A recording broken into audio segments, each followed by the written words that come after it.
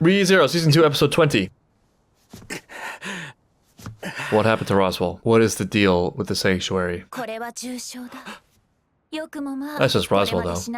Oh, he's also sick? Your new infatuation. I get it. Wow, it was instant, huh? At first sight. Is that mana? Mana comes out. Ew! Now Echidna's drinking someone else's fluids. This is disgusting, Echidna. Did you really need to know this? This is the knowledge that you seek? I'm gonna pretend I didn't see this. No. I didn't give you permission for that, but alright. Well...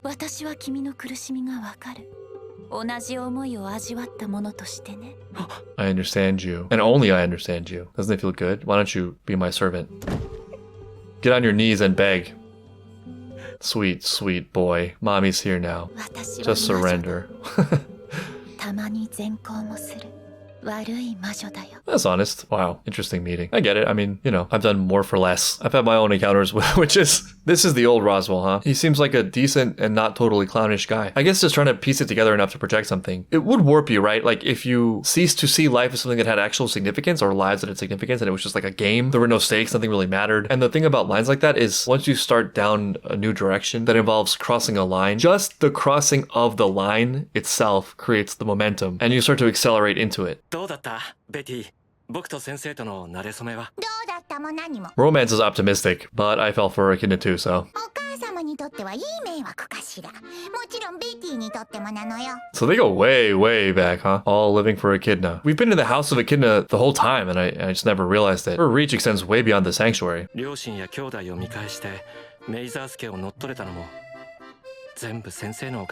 At what cost? I'm sure there was no ask.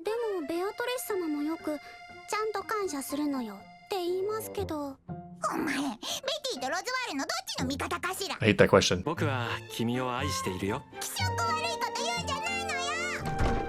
People throw around love in the show for so many different reasons, so many different ways.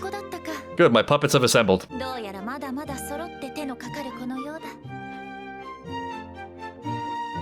You should all run. I'll stay, but you should run. I have an angry letter to write to the author. He did my girl Echidna dirty, and I think he's wrong. The source material is wrong. She's great, and she never ate vomit.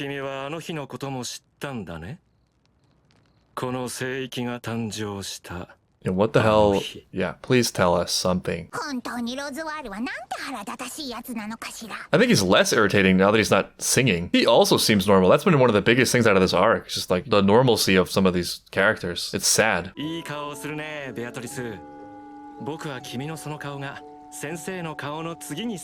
One thing that stuck with me, I don't know why it stuck with me so much, is in the OVA, there was that moment where Roswell made kind of a pass at Beatrice, right? I can't quite articulate what in any fullness yet, but knowing that they go this far back and that they're both kind of children of Echidna definitely adds something. There's a history there, and really reaching maybe Roswell kind of seeing Beatrice as a sad alternate.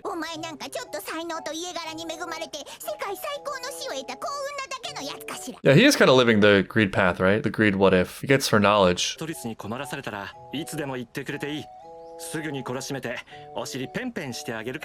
Maybe Roswell's the one she's been waiting for. Maybe that's the final result. Foreshadowing? Well, I have good news for you, Beatrice.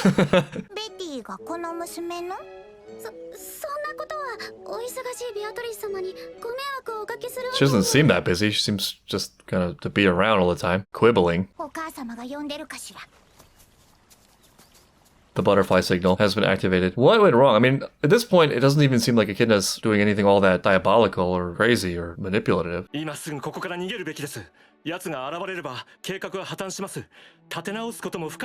What plan?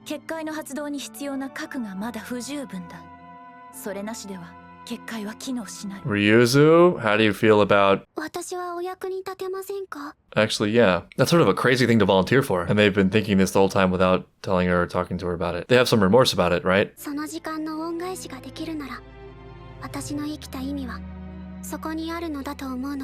That makes me want to put you in a core less. I feel like I wanted to start farther back in this recollection. Like from the beginning, like with Echidna. Like who's coming, etc.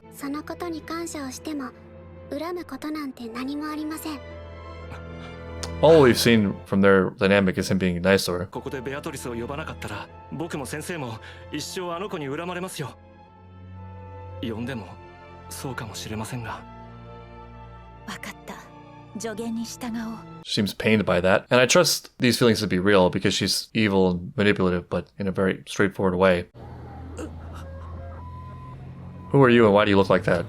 まだやるの? Witch hunter?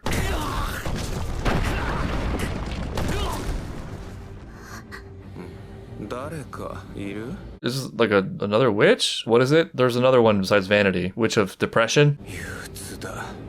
Yeah, it just seemed like that's it.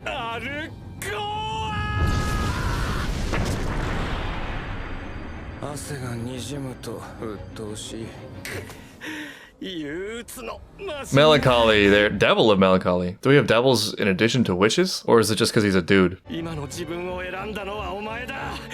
I'll never accept that though. That wouldn't be very melancholy. Oh, he did acknowledge it. But same result. I don't think there's any way to win with this guy in many ways. And that's depressing. That would be a very melancholy thing, you know, like they say misery loves company. So adorable, it made me feel very sad. Oh, you're back. How did you know? Get in.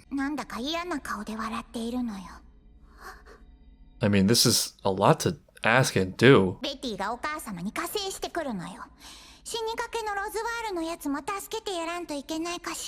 think she's deeply worried and upset. Oh, okay, you just don't know, maybe.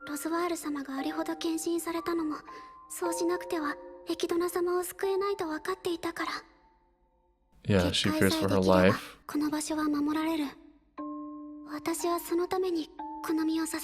And so I guess it's that it's nominally for the demi-humans, but really she just needs them to protect herself. And then she died anyway, and then is trapped in the sanctuary. What does it mean for Echidna if they undo this and get out? Doesn't that mean the end of her, or does she have something else planned? Nope, this is real. This is what she does. They planned this a long time ago. It's like real childhood innocence, total faith in the authority.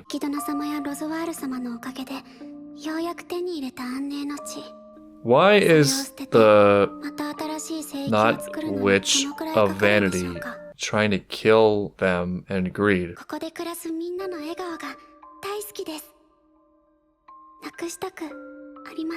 They are really lucky that it's Ryuzu that was involved in this plan. Maybe that's what makes her suitable in the first place. I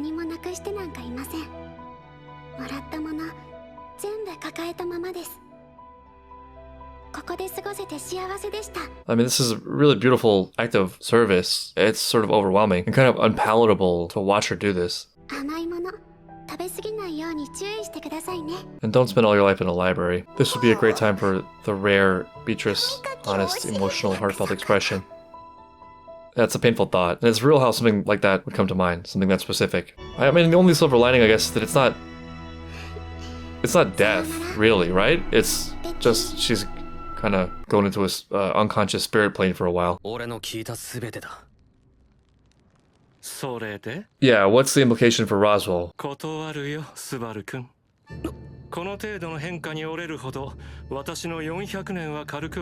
Alright, so based on this, gonna make some guesses. Roswell is an Echidna devotee, so he is doing this for Echidna in some way, maybe to try to reunite with her, and he thinks that he can use Subaru's infinite restarts to force the outcome that finishes this in his favor, which maybe he thinks is Echidna's favor. It seems like this whole thing was a stopgap for Echidna to survive and have a new body and live, because she knew she was gonna die, and this was always meant to be a temporary solution, which maybe means Echidna can join the party.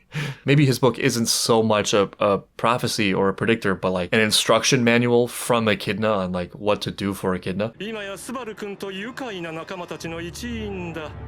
その変わり身の速さには驚かされるよ。 I wouldn't call it quickly. It was a lot of kicking and screaming. カリーナ・ロズウェル。 That's kind of insulting and sad. こだわり続けてきた思い、それをたやすく手放す君が私にかなうとは。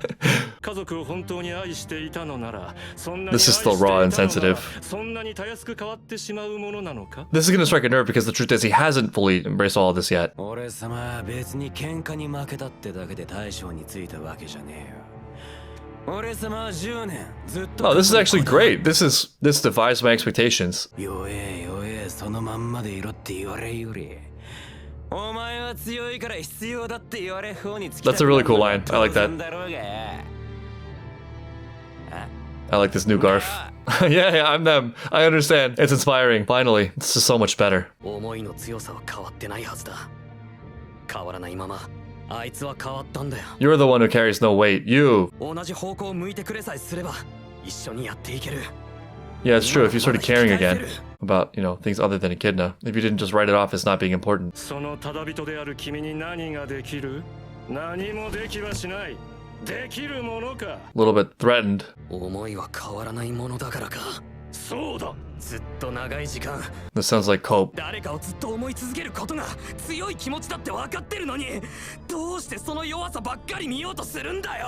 私がそれを信じているからだ。 That's circular. 私は誰もが弱いままだと信じているからだ。弱くて脆くてたった一つの大切なものにすがる以外、思いを遂げることなどできないちっぽけな存在だと。 Yeah, that is cope. 触れ合えない時を過ごしてもなお、その姿が焼き付いて離れない。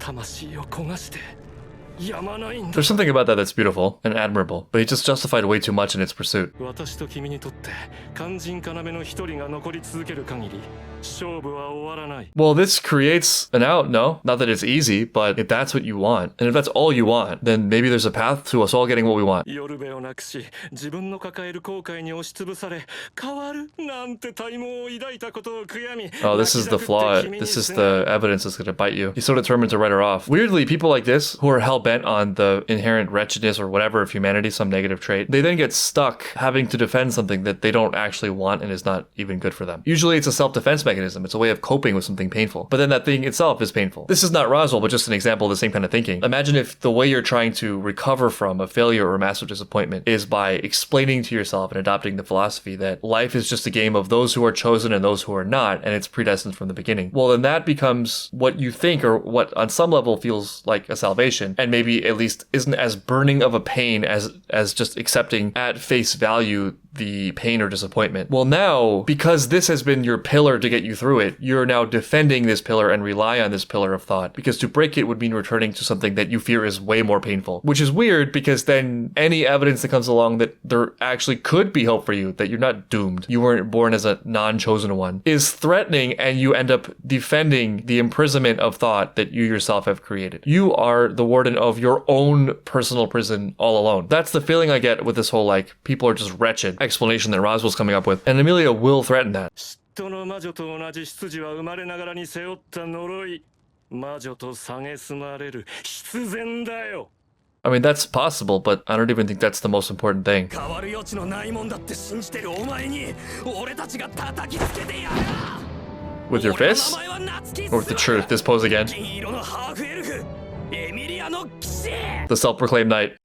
I like all this trio of respect happening. 君と私は似た者同士だ。 They are, yeah.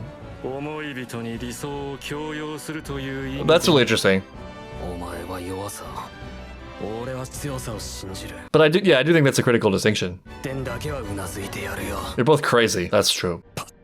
The beginning of the sanctuary and the beginning of the end. I mean, I don't think you can force your ideals on anyone in a way where they're still ideal or still good. The more I think about it, the more I think I'm falling in line with the Nietzschean, Kantian concept of morality, where the why is sort of important, not just the what. And that is something that can only be come to personally, though it can be helped. But in terms of choosing ideas and trying to promote ideas and trying to spread ideas, I do think there's something to aiming for the optimal. There's a little bit of something like a Pascal's wager in here, right? Things are just what they are, right? And it's not even easy to prove that there there is such a thing as free will, where we can begin to make these choices for ourselves anyway, to a point where these distinctions would even matter. But in the face of things that are unknown, I think you take the ones that just assume that you do and give you the best chance at doing the best things you can think of and maximizing whatever limited power you have over the world that you live in for the best possible outcome you can imagine. If there's zero free will, then it doesn't matter anyway, really, right? If there is a non-zero amount of free will, because obviously it's not 100%, you can't actionate everything in the world, taking that outlook, taking the best possible outlook, striving for the best possible things, allows you to maximize that number, whatever that number is. You get closer to the upper range than if you just give up on there being a range at all. So I think it was a decent comeback from Subaru. You know, you believe in weakness. Yeah, we may both be perpetuating ideas, but you're perpetuating something poisonous. Like, how does that work if everyone holds your view? How does it play out across an entire population, across time? And I'm taking a much more positive view. I have hope for people. I think people can do good. I think people can change. And that's something that would be great if it was widely adopted, if we could push that to its maximum.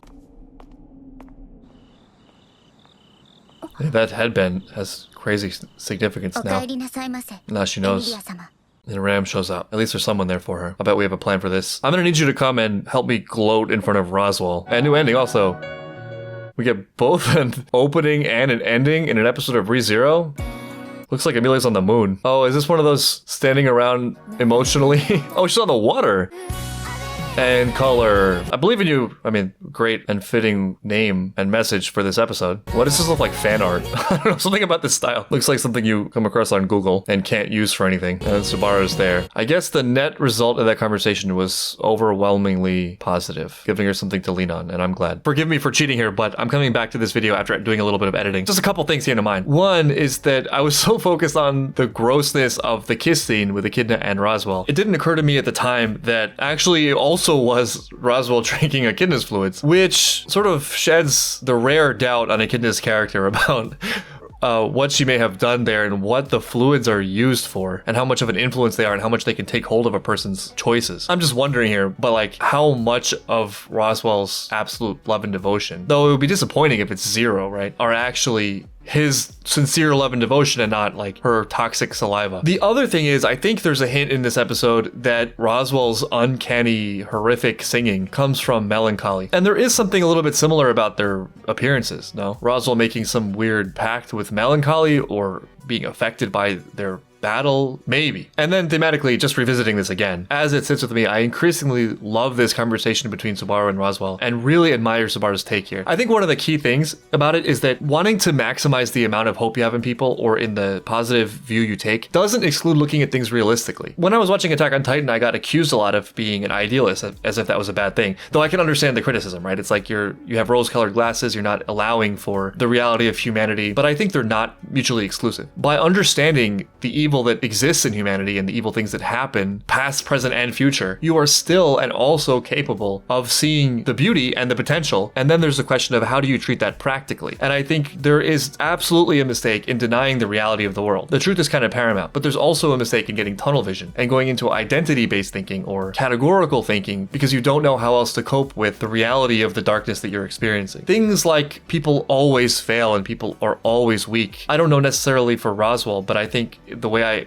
have felt this and see it in other people, it feels more to me like people have been burned and they would rather stay protected from any hope than be disappointed again, than to be hurt again and experience that pain again. But that also is not truthful. And I think there's something really interesting in that range of like, you don't actually know, or like it's not possible to quantify. In those situations where you don't know the truth, I think there is some utility in acting as if, and that as if being concerned with two things. On the negative side, it's like you want to protect from catastrophe, right? Like you don't want to overextend your optimism to the point where you're in like real substantial danger. But there's the other side to that too, which is that you also want to maximize your chances of things being good. And if you're so committed to things being terrible that you're like fighting for them to be terrible, you won't allow for anyone good to come in or good things to come in or evidence of goodness to come in, then weirdly you're perpetuating the terribleness. If you believe there is any possibility of affecting anything and you don't know where the boundaries are, well, you want to give the chance to make that value, whatever that is, that you can't quantify exactly, as high as possible, as good as possible. And I think that's where like faith comes in. And I think faith is treated as something that's delusional or in the realm of hopium, but it doesn't necessarily have to be. I think it actually can be a very practical tool. Roswell's argument seems to be something like people are just inherently weak and you kind of have to give up on wanting things overall to be better